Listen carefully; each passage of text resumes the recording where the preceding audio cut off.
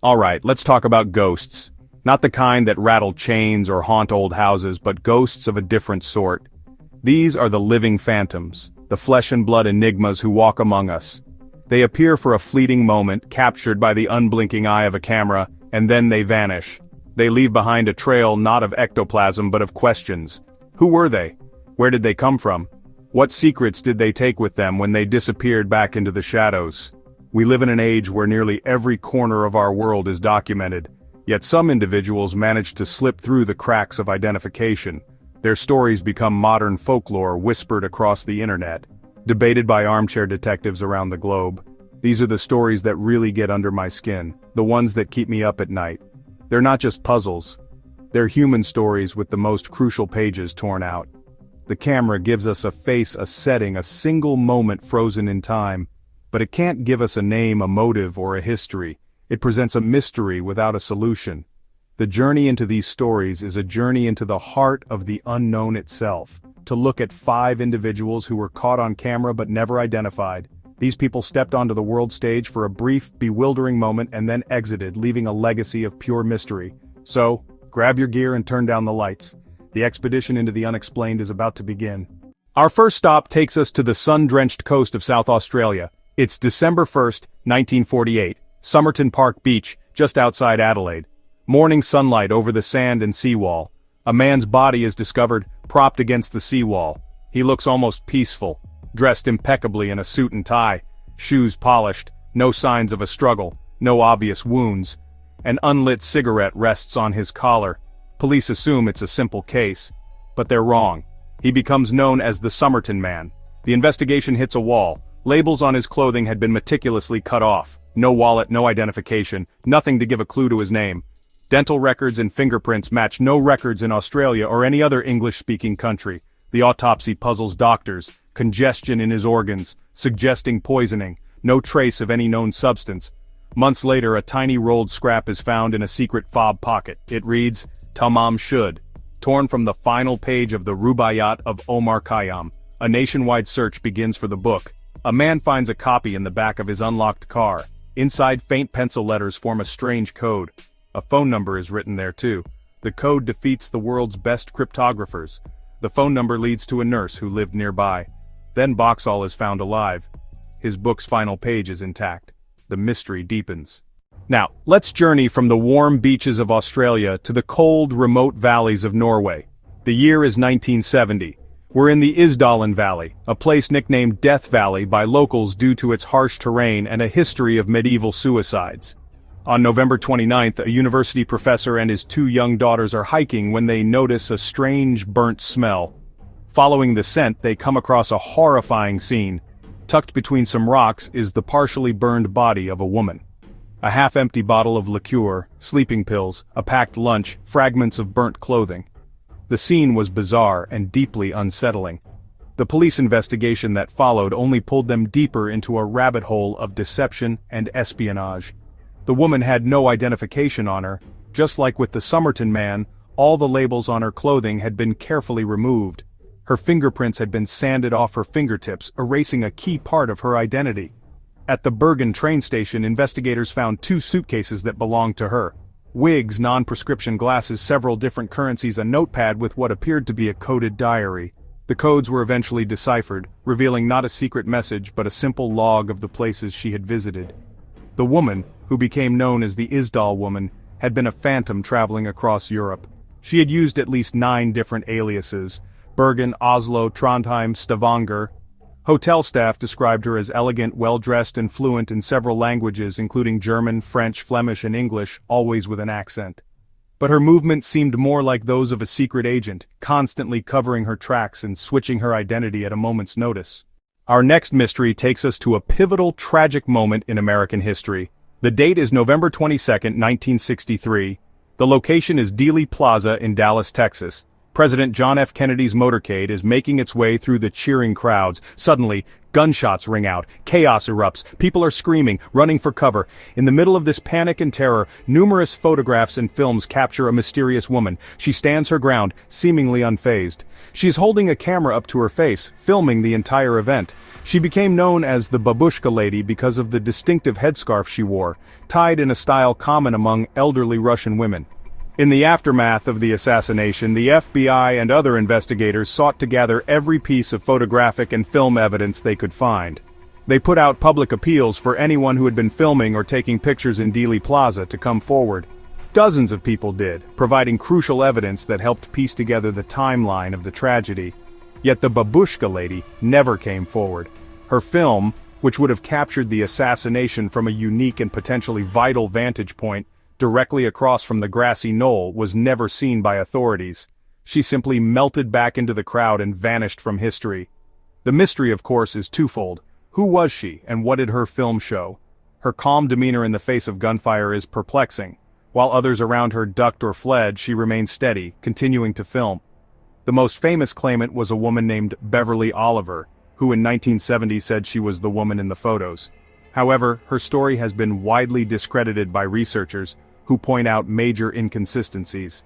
And so, the Babushka Lady remains a ghost, a silent witness whose perspective on one of the 20th century's most defining moments is lost forever. Let's travel north, to the border of the United States and Canada. We're at Niagara Falls, a place of immense natural beauty, and on this day, a scene of human tragedy. It's 1995, and a tourist is filming the powerful Horseshoe Falls. The camera pans across the churning water and the mist rising from below. Suddenly, the footage captures something chilling. A person, wearing a distinctive red jacket, climbs over the safety railing. For a heart-stopping moment, they stand on the precipice, looking down into the violent cascade. Then, without hesitation, they leap into the abyss. The camera operator, audibly shocked, keeps filming as the person is swallowed by the water.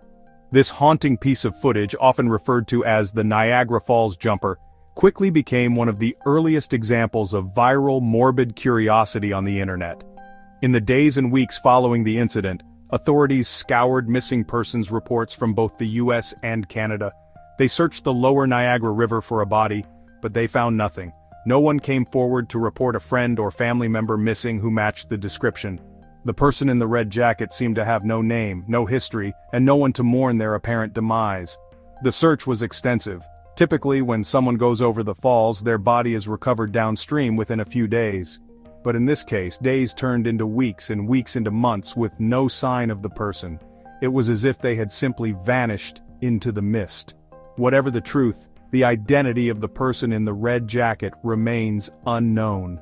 Our final case brings us to downtown Los Angeles, to a hotel with a dark and storied past. We're at the Cecil Hotel in 2013.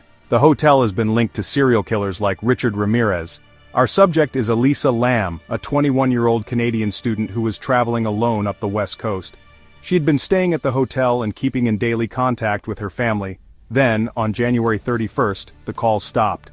She was reported missing, sparking a frantic search by the LAPD. The hotel was searched, but there was no sign of her. The case took a bizarre and deeply unsettling turn when police released the last known footage of Elisa. It was a security video from one of the hotel's elevators recorded on the day she disappeared. The video is almost 4 minutes long and utterly baffling. In it, Elisa enters the elevator and presses several buttons. The doors, however, do not close. She peers out into the hallway, cautiously. She darts back into the corner of the elevator. She steps out again, looking both ways down the corridor. Her movements are strange, almost frantic. She seems to be talking and gesturing to someone just out of the camera's view. The footage gets even stranger. At one point she stands just outside the elevator, her hands moving in a bizarre, unnatural way. Finally she walks away, and about a minute later the elevator doors close and the car moves to another floor. This video was the last time anyone saw Elisa Lam alive. The mystery of her whereabouts was solved 19 days later in a grim fashion. Guests at the hotel had been complaining about low water pressure.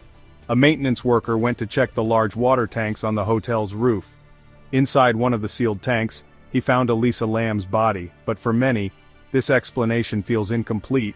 leaving the chilling elevator footage and the impossible circumstances of her death shrouded in mystery. Each of these stories presents a puzzle with missing pieces.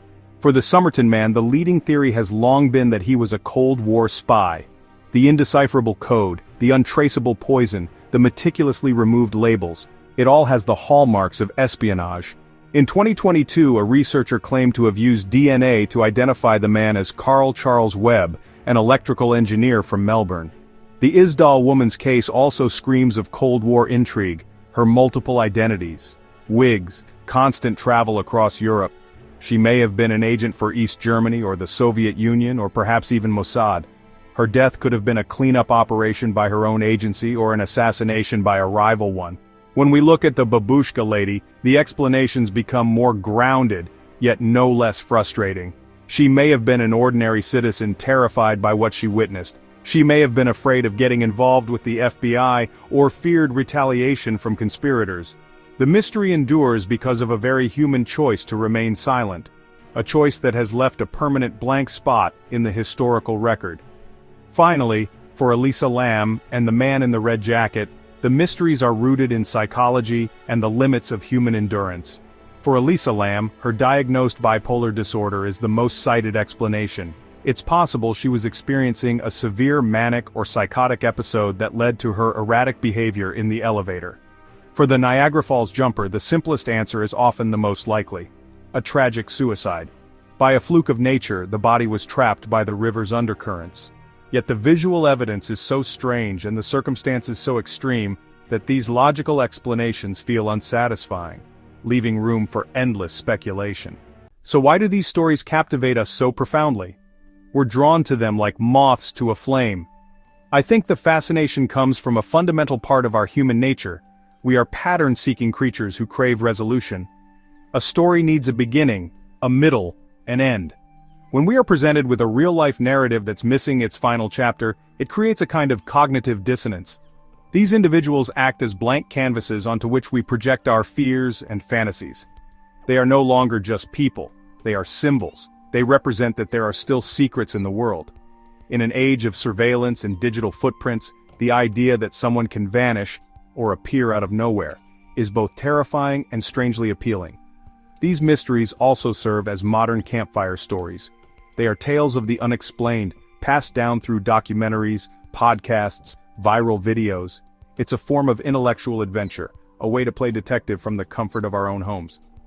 Ultimately, the power of these stories lies in the questions they leave behind. The camera captured their image, but it could not capture their soul. They are ghosts in the machine, digital phantoms, whose stories are defined not by what we know but by everything we don't. And that is a mystery worth pursuing.